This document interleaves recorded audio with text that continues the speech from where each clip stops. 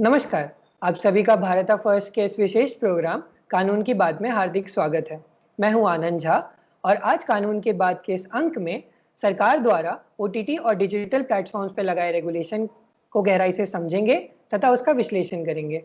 इस चर्चा के लिए हमारे साथ बेहद ही खास अतिथि जुड़ चुके हैं। हमारे साथ उपस्थित हैं श्री प्रशांत माली सर, जिनका सालों से साइबर सिक्योरिटी और साइबर लॉ में अनुभव रहा है।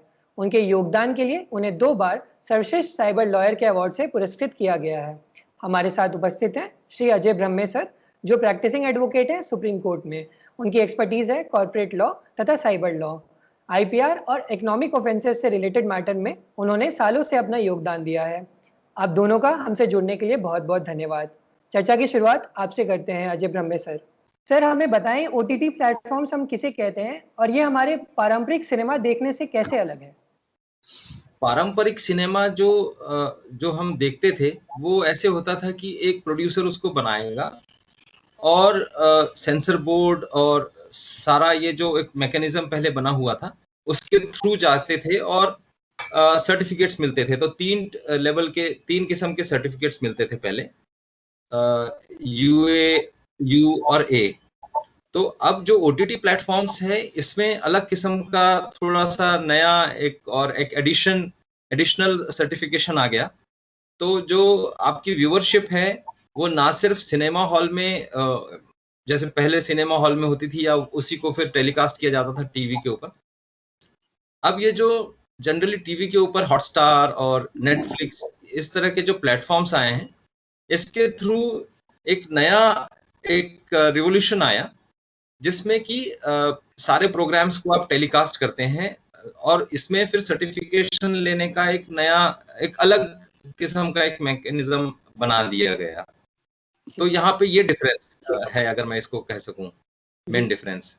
सर, इसमें आपसे ये समझना चाहेंगे कि ओटीटी प्लेटफॉर्म मॉनिटरिंग क्या पहले रखी जाती थी? क्या उसके कोई तरीके थे?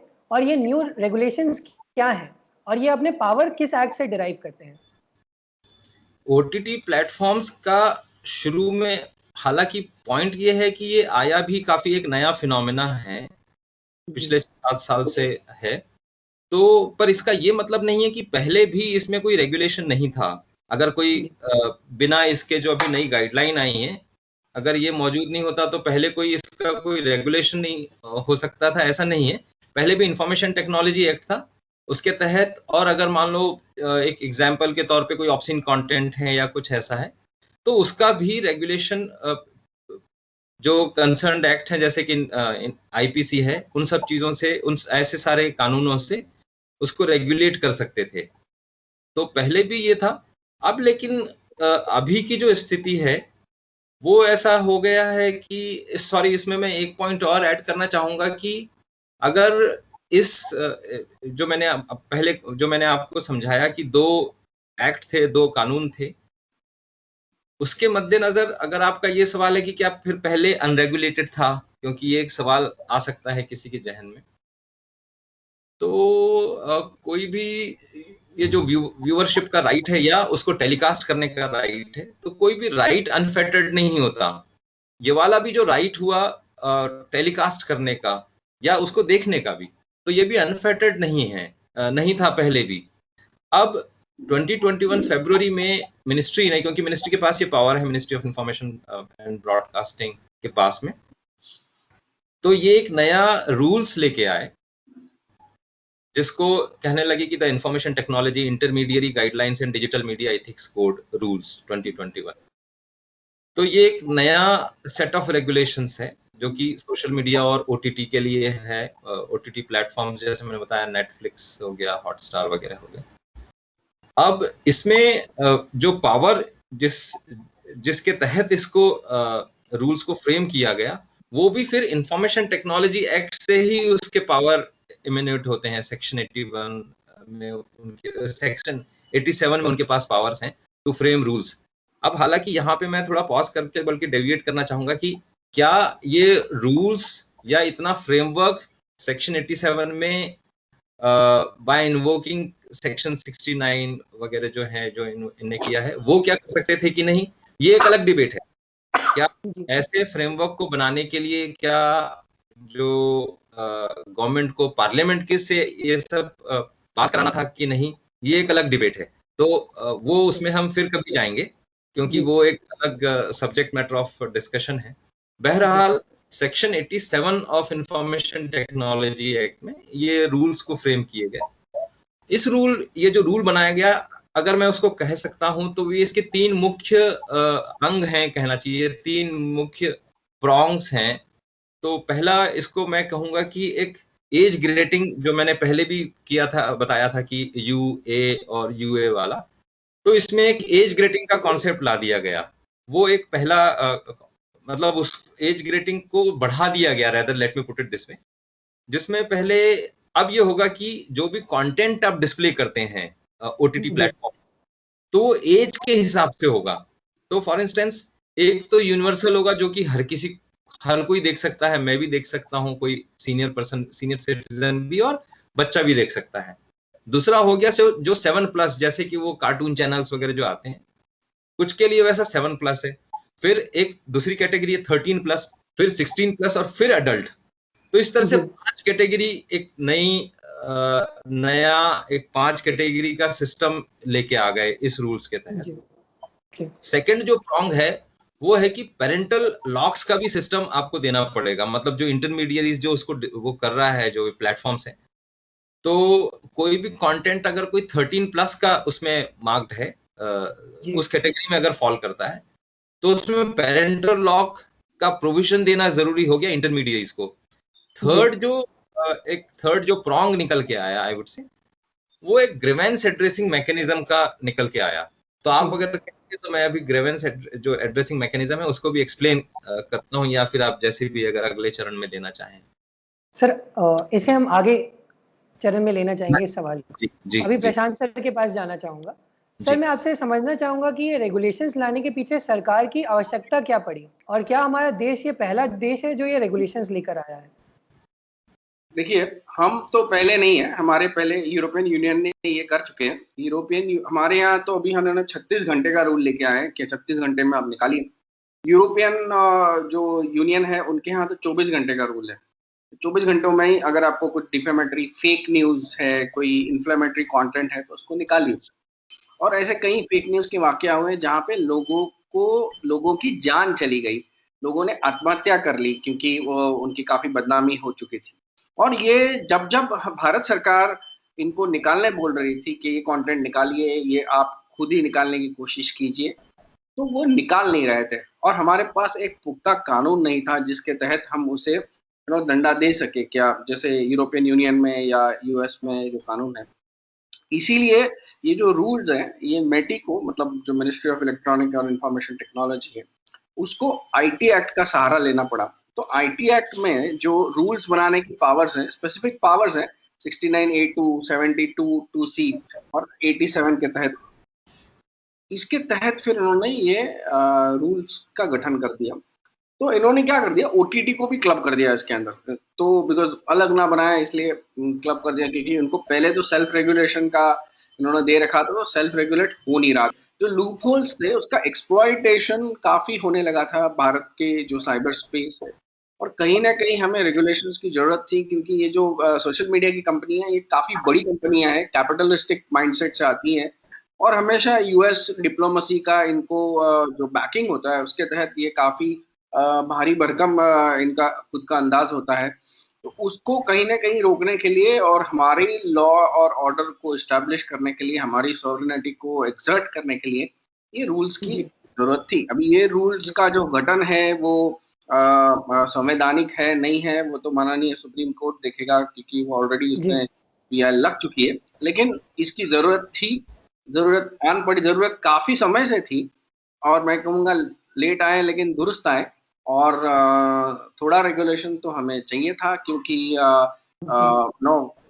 जितना इन्फ्लेमेटरी और सेक्सुअल कंटेंट बढ़ चुका था, उसके लिए कोई ना कोई रेगुलेशन चाहिए था। आप ऐसा ओपन लूप होल नहीं कर सकते थे, इसीलिए ये जो रूल्स हैं वो बनाए गए, ऐसा मुझे लगता है। सर, लेकिन इसमें ये सवाल आपसे पूछना चाहूंगा कि internet mobile association of India के साथ 16 ओटीटी प्लेटफॉर्म्स ने स्वयं बढ़कर ये कहा कि हम सेल्फ सेंसरशिप कर देंगे। तो सरकार ने वो प्रस्ताव पर मंजूरी नहीं दी। इसके क्या कारण थे सर? देखिए, जो ओटीटी कर रहा था वो जी। प्योर लॉ के लूपहोल का एक्सप्लॉइटेशन था, नंबर जी। 1। नंबर 2, सेल्फ रेगुलेशन मतलब क्या, इसके लिए आपको क्लियर होना पड़ेगा ना। सेल्फ रेगुलेशन का मतलब ये नहीं है कि आपके जो एग्जिस्टिंग लॉज है उसको आप नहीं मानो। सेल्फ रेगुलेशन को अगर आप उनको चांस देते तो उतना कर नहीं पाते। और दूसरा, जो इनकी जो ओटीटी प्लेटफॉर्म बनाने के लिए जो रेगुलेशन होना चाहिए था वो हमारे एब्सेंस है। उसके लिए कोई लाइसेंसिंग रेजिम नहीं था हमारे पास। तो अगर जब लाइसेंसिंग नहीं है, मतलब आप कहीं पे भी में बैठ के ओटीटी प्लेटफॉर्म बना लो, बिकॉज अपने यहाँ तो आप जानते हैं कि सॉफ्टवेयर सोर्स कोड जो ओटीटी प्लेटफॉर्म बनाने के लिए होता है वो आप ऑलमोस्ट मुफ्ती मिल जाता है आपको, और फिर आपको उसमें वीडियो ही चढ़ाने। तो जब ऐसे हालात बन रहे थे कि भाई आप वन टू वन एप्स बना के भी ओटीटी प्लेटफॉर्म बन रहे थे और उसमें ये प्राइवेट ऐप की श्रृंखला चली थी, तो उसमें अगर आप मेंबर हो ही नहीं किसी ऑर्गेनाइजेशन तो आप सेल्फ रेगुलेशन क्या करोगे।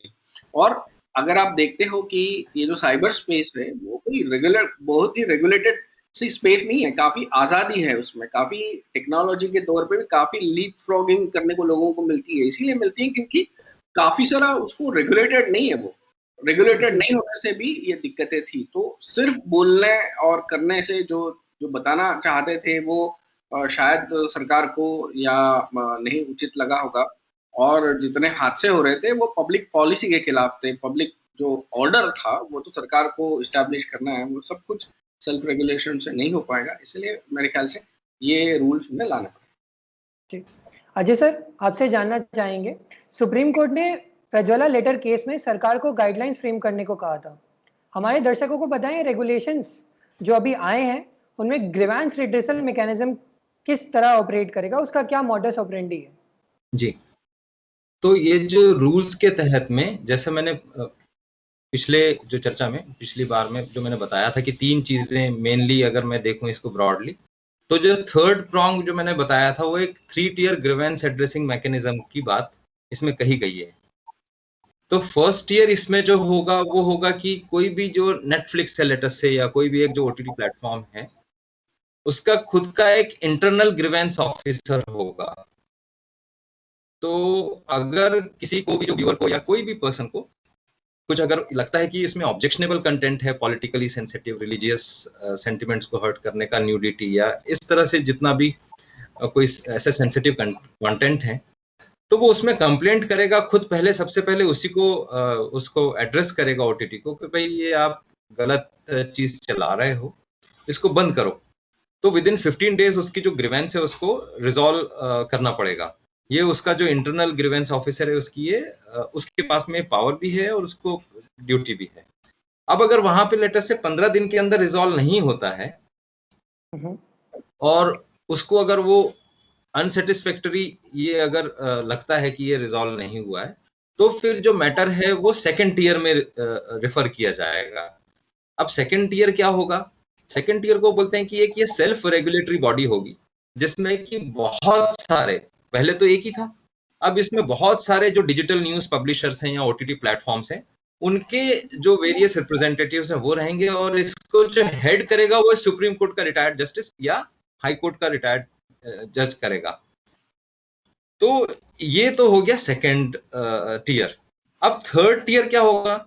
थर्ड टियर जो है ministry of information and broadcasting ही होगा, वो final, third and final tier है। अब उसमें कैसे करेंगे उसको कि एक इंटर डिपार्टमेंटल कमिटी बना लेंगे जो ये इंश्योर करेगा कि जो ये ओटीटी प्लेटफॉर्म है जिसके अगेंस्ट में कंप्लेंट हुई थी या कुछ ऐसा है, वो सारी गाइडलाइंस को अडेयर, उसको फॉलो करे। इस एक इंटरेस्टिंग बात यह है कि इस कमेटी के पास में ये भी पावर होगा कि वो सो मोटो कॉग्निजेंस भी ले सकता है अगर कोई ऐसा उसमें ऑब्जेक्शनेबल कंटेंट है।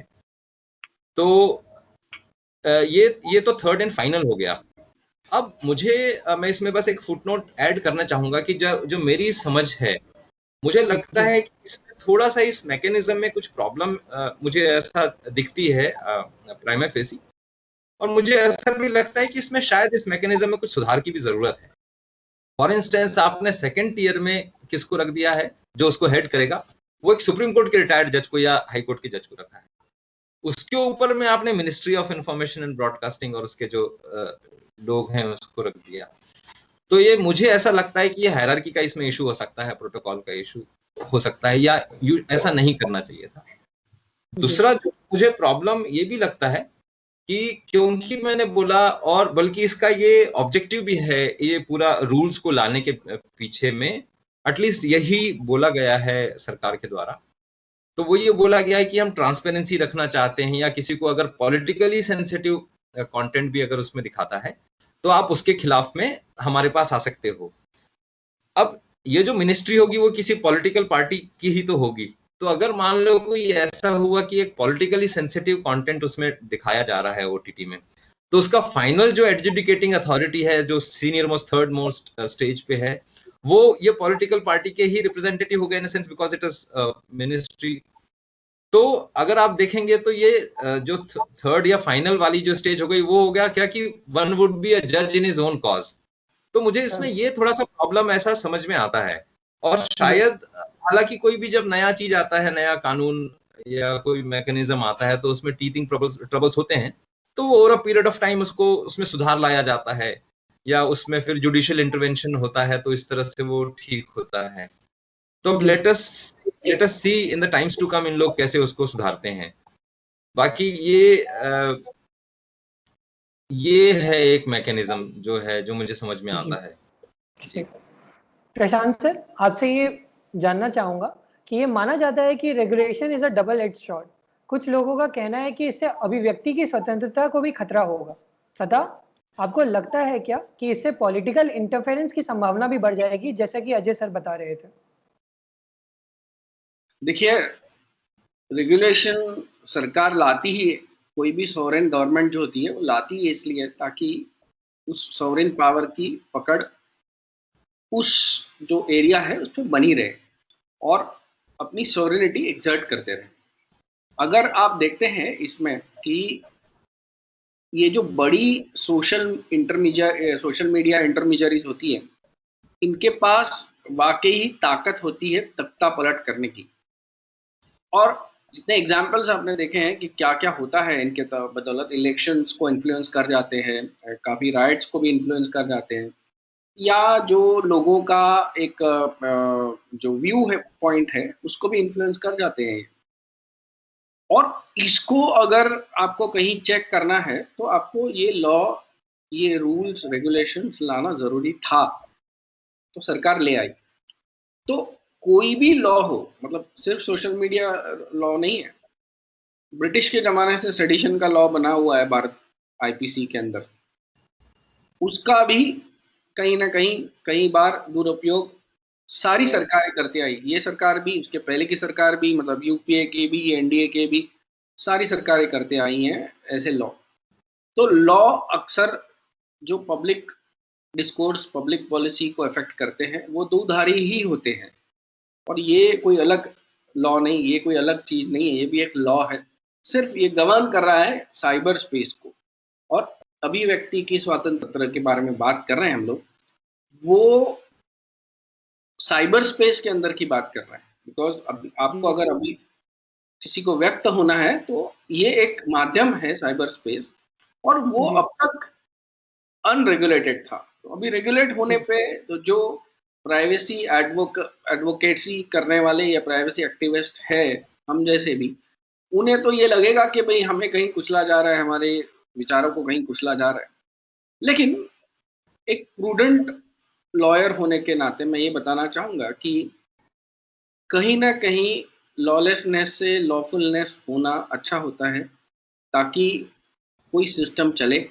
और अगर आप देखते हो इंटरमीडियरी है, सारे जितने सारे इंटरमीडियरीज को ये रूल्स लागू नहीं होने वाले। जिनके 5 लाख से ज़्यादा यूजर्स हैं उन्हीं को ये जो रूल्स हैं वो लागू होने वाले। छोटे छोटे जो क्लेम था लोगों को कि भाई हम क्या करेंगे क्या नहीं करेंगे, ऐसा नहीं है, छोटे वालों को नहीं है।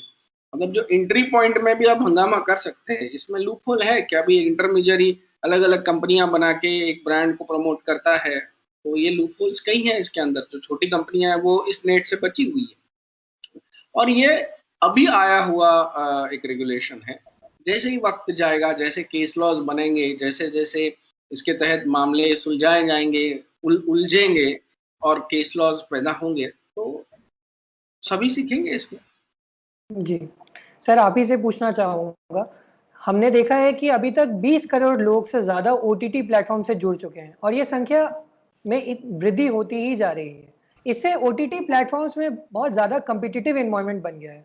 क्या आपको लगता है लंबे समय तक जो हमारे देश के ओटीटी प्लेटफ़ॉर्म हैं, वो आर्थिक रूप से अपनी पकड़ बनाए रख पाएँगे? देखिए, अभी तो कैसा है कि एक्सपेरिमेंटल फेज में है। अब तक क्या था, लीप फ्रॉगिंग कर रहे थे बिकॉज कायदा नहीं था, लॉ नहीं था, तो जिनको अभी जो एडल्ट कंटेंट बनाना है, सेक्सुअली एक्सप्लिसिट कंटेंट बनाना है, वो बना के पैसा कमा चुके। अभी जैसे ही रूल्स आया है उसमें से कई लोगों को पे केस चालू हो गई, कई लोगों ने बंद कर दिया दुकानें। मेरे पास कई क्लाइंट्स हैं ओटीटी के जिन्होंने बंद किया, अभी केसें लड़ रहे हैं। तो अभी उनका जो फ्रेमवर्क है कि इस लॉ के में बैठ के ये ओटीटी काम कैसे चलाएंगे, इस पे सोच विचार जारी है। लेकिन जो नॉर्मल कंटेंट चलाते हैं और जिनका कंटेंट व्यूअरशिप है, देखो अल्टीमेटली तो कस्टमर इज किंग। जो अगर इन लोग कंटेंट अच्छा बनाएंगे तो वो लोग टिके रहेंगे। कंटेंट अच्छा बना के जो लोग अच्छी एडवर्टाइजमेंट करेंगे उसको, तो वो लोग टिके रहेंगे। बाकी तो Aahista Aahista after some days हर कैटेगरी में दो तीन ही रहेंगे। जैसे कि बहुत सारी कैटेगरीज बन गए हैं इसमें, जैसे कि डॉक्यूमेंट्री हो गया आपका, फिल्म्स हो गई, मतलब रीजनल फिल्म्स हो गई, वेब सीरीज वाले हो गए, या पहले जो पहलवान लोग हैं जैसे कि अमेजोन है, नेटफ्लिक्स है, और जो एग्जिस्टिंग सीरियल बेस्ड जो चलते थे जैसे Z5 वगैरह जो हमारे इंडियन ओटीटी प्लेटफॉर्म पे हैं, वो तो खड़े रहेंगे ही रहेंगे। और दूसरी चीज है इसके अंदर जो बंडल करके आएंगे आगे चल के, स्मार्ट टीवी के अंदर जो बंडल्ड आएंगे वो तो मेरे ख्याल से जिंदा रहेंगे। जितने बंडल करके अपने आप को अपडेट और अपग्रेड करेंगे वो डेफिनेटली जिंदा रहेंगे। और जो एक फाइनेंशियल मॉडल बना के अपने आप को सस्टेन कर जाएंगे वो डेफिनेटली इसके अंदर काम करेंगे, आगे रहेंगे। लेकिन जितने ज्यादा आ गए हैं, छोटे छोटे हैं, वो लॉन्ग रन पे सस्टेन नहीं कर पाएंगे। जी। अजय सर, आपके अनुसार सेंसरशिप आर्टिस्टिक फ्रीडम को कितना प्रभावित करता है? क्या ये कहना उचित होगा कि रेगुलेशन सिनेमा की स्वतंत्रता में बाधा डालने का काम कर सकता है? ये भी आपका जो सवाल है, मैं इसके टू प्रॉन्ग्ड आंसर देना शायद मैं समझता हूँ कि उचित होगा। पहला तो ये है कि स्वतंत्रता, जो उन अभिव्यक्ति की जो स्वतंत्रता है उसको रेगुलेट तो पक्का करेगा, और उसके साथ में दूसरा इसमें रेगुलेशन ऐसे आएगा कि क्योंकि जो मैंने उसमें बताया एज वाइज आपको कंटेंट डेवलप करना है, या एज वाइज आप उसको कंटेंट जब डेवलप करेंगे तो उसको ब्रॉडकास्ट भी वैसे ही होगा। सो लेट अस से कोई एक प्रोग्राम है जिसमें आपने एक बना दिया कि इसमें 13 साल तक के या 7 साल तक के ही जो देख सकें लोग, वैसा प्रोग्राम को आपको टेलीकास्ट करना है, तो उसमें जो एडवर्टीजमेंट्स आएंगे, जो उसमें विज्ञापन आएंगे, वो भी अगर कोई बच्चों वाला कोई है चैनल या बच्चों वाला जो प्रोग्राम है, तो उसमें ऐड भी वो बच्चों वाले देंगे, उसमें मे बी उसमें लेटर से फ्रिज टीवी का शायद ना दें।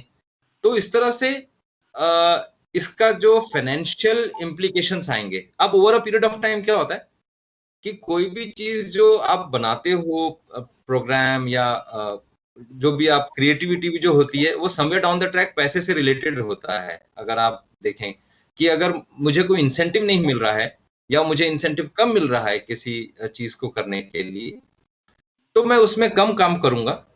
तो मैं ये समझता हूं कि किस किस्म का आप कंटेंट देंगे या किस किस्म की आपकी स्टोरी टेलिंग होगी, वो भी इसमें मैं समझता हूं कि फर्क इसमें तो आएगा।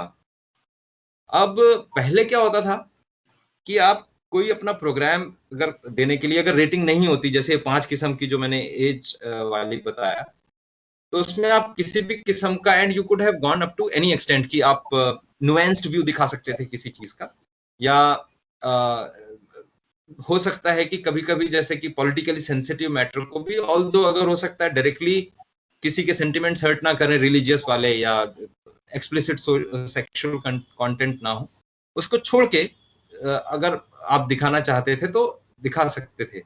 अभी क्या होगा कि ये 5 किस्म वो जो रेटिंग हुई, इससे ये होगा कि तो उस वजह से क्या होता था कि उनके पास में बहुत सारी फ्रीडम थी, जिसके कारण उनको काफी सारे ज्यादा डिविडेंड मिलते थे, अगर मैं ये कहूं। जैसे कि पहले काफी सारे प्रोग्राम्स भी आए थे, मैं शायद पता नहीं सेक्रेट गेम्स वगैरह थे, स्कैम 1992, इसमें अगर आप देखेंगे पाताल लोक, ये बड़े मतलब क्रिएटिवली ये बहुत रिच कंटेंट थे। अच्छा, इससे एक और फायदा होता था कि जो अलग अलग जो regional main stream media, regional जो थे वो भी मेन स्ट्रीम में आ गए। तेलुगु हो गया, मलयालम हो गया, वो सब भी उनको काफी एक्सपोजर मिला। तो इससे क्या, इन सब चीजों से फायदा क्या हुआ कि जो कंटेंट डेवलप करने वाला पर्सन है, एट द सेम टाइम जो व्यूअर है, दोनों को फायदा हुआ कि उसको एक रिच व्यूअरशिप एक्सपीरियंस मिलता था। पर ये जो एक इस तरह की जो एक खुली एक जो स्वतंत्रता थी, एक क्रिएटिविटी आप कितनी भी उसमें ला सकते थे, अब वो एक प्रेशर में आ जाएगा ये नए रूल्स के कारण। तो इससे क्या होगा कि जो बनाने वाला है, प्रोड्यूसर है, डायरेक्टर है, उसके ऊपर अगर ये इस तरह का प्रेशर आएगा तो कॉम्प्रोमाइज करेगा उतना इजीली, या उतने बढ़िया तरीके से उसको हो सकता है वो अभिव्यक्त करने में उसको दिक्कत आए। एट द सेम टाइम मैं समझता हूँ कि जो छोटे स्मॉलर प्लेयर्स रहेंगे, वो फिर शायद जो इस किस्म के पॉलिटिकली सेंसिटिव कंटेंट्स हैं वो देने में वो हिचकिचाएंगे, क्योंकि उनको ये डर रहेगा कि यार हम तो एकदम नए नए नेसेंट प्लेयर्स हैं, रूकीज हैं, and they can actually come and smother us. तो इस तरह से ये क्रिएटिविटी जो मैं समझता हूँ कि ये तो सटली अफेक्ट होगी। जबकि क्रिएटिविटी अगर रहती तो ज्यादा ज्यादा उसमें ग्रोथ होती, और क्योंकि ज्यादा प्लेयर्स ऐसे जो नीचे से शुरू के जो लेवल के हैं वो भी प्लेयर्स फिर उसमें एक कंपटीशन में आते, जिसके कारण वही जो मार्केट मैकेनिज्म है कि अगर ज्यादा कंपटीशन होगा तो ज्यादा अच्छी उसमें क्रिएटिविटी आएगी, एट द सेम ज्यादा कमर्शियल्स आएंगे। तो मैं समझता हूँ कि ये जो एक इसमें एक फ्रीडम कर्टेल करने वाली जो बात हो गई है ये रेगुलेशन के, ये रूल्स के आने के बाद में, और इस तरह से कहीं ना कहीं इन द लॉन्ग रन ये अफेक्ट तो करेगा हेल्थ को, ये जो इंटरमीडियरीज हैं या ये पूरे जो ओटीटी प्लेटफॉर्म के प्लेयर्स हैं, मुझे ऐसा लगता है। जी, बहुत धन्यवाद सर। प्रशांत सर, आपसे ये आखिरी सवाल पूछूंगा और शो को कंक्लूड करेंगे। सर, रेगुलेशंस की हमें कितनी ज़्यादा ज़रूरत आपके हिसाब से लगती है, और सरकार का ये कहना है कि ये रेगुलेशंस एक लेवल प्लेइंग फील्ड की तरह काम करेगा, आपकी उसमें राय सर? लेवल प्लेइंग फील्ड जो है वो तो डेफिनेटली है इसके अंदर, क्योंकि पहले आपको क्या करना है ये पता ही नहीं था, तो जो कर रहा है जो बड़ा इस इंडस्ट्री का लीडर है, वो ही रूल बन जाता था कि भाई ऐसे ही करना है आपको। अभी जब सरकारी क्लियर फतवा होता है आपका कि भाई ये रूल्स है, इसके तहत करना है आपको, तो जो प्लेयर्स होते हैं उनको पता होता है कि आपकी जो फोर कॉर्नर्स है उसमें कहाँ खेलना है आपको, और कहाँ से बाहर जाएंगे तो ये आपकी लीगल रिस्क खड़ी हो रही है आपके पास। और अगर आपको पुलिस का कोई कॉल आता है या कोई लीगल ये आता है, तो किसको आपको आंसर करना है, कितने घंटों में आंसर करना है, ये सारा जो पॉइंट टू पॉइंट जो डेटा पॉइंट्स थे वो अब क्लियर हो गए इनको। अभी तो क्लियर होने से क्या हो जाता है, तो वो इनकी जो टीमें हैं जो मैनेज करती हैं, इनको रास्ता एकदम क्लियर हो जाता है। तो डेफिनेटली ये लेवल प्लेइंग फील्ड है। इससे क्या होगा कि जो शिस्त है, इनके ऑर्गेनाइजेशनल जो डिसिप्लिन होता है वो आ जाएगा इनके अंदर, इनको एक गाइडिंग फोर्स मिलेगा जिससे ये चलेंगे। कुछ ना कुछ तो जो इनके खिलाफ जा रहा है, जैसे कि कंटेंट के रिस्ट्रिक्शंस, जैसे अब रमेश जी बता रहे थे, तो वो भी कंटेंट रिस्ट्रिक्शंस तो मिलेगा, होगा उसके अंदर। लेकिन अगर आप लंबा देखते हो, लंबे दूरी की ये इंडस्ट्री अगर खड़ी रहनी है, इसमें काफी सारी चीजें हैं, टैक्सेस आ जाता है, फिर जो बिकॉज ये directly public policy, public order को इफेक्ट करता है, तो अगर लॉलेसनेस है तो फिर आप पब्लिक पॉलिसी और पब्लिक जो ऑर्डर है उसको इन्फोर्स करने में दिक्कतें आती हैं। अब बार बार कोर्ट के पास भागते हैं लोग और ऑर्डर लेने की कोशिश करेंगे, कोर्ट भी काफी जिरह होगी उसके ऊपर। लेकिन अब जबकि एक कागज पे ब्लैक एंड व्हाइट आ गया है और ये जो रूल्स हैं वो एक लॉ के तहत बनाए है, जिसकी पावर गवर्नमेंट को है नोटिफिकेशन करने की, तो ये एक सिस्टम ले आएगा, सिस्टम ये करेगा। हालांकि जब सिस्टम नहीं होती और हम कोई सिस्टम लाते हैं तो हमें इंटरनल रेजिस्टेंस बढ़ जाता है लोगों का। अभी हम वो फेज में हैं कि ओटीटी प्लेटफॉर्म्स और इंटरमीडियरीज को जितनी आज़ादी थी अभी उनको वो दायरे में लाया जा रहा है, तो वो दायरे से उनको खुंदक है, दायरों से शायद उनके खर्चे बढ़ जाएंगे, बिकॉज अभी आपको कंप्लायंस करना है तो कंप्लायंस तो फ्री में नहीं होता, लीगल कंप्लायंस को पैसा लगते हैं, तो वो एक अलग खर्चा बढ़ जाएगा। तो ये सब जो दिक्कतें हैं, और आपको एक जवाबदेही रहना पड़ेगा हमेशा, तो इसके चलते थोड़ा सा तो उनको मनमुटाव होगा सरकार से इन रूल्स के प्रति। लेकिन मैं समझता हूँ कि आगे चलते ये स्ट्रीमलाइन हो जाएगा।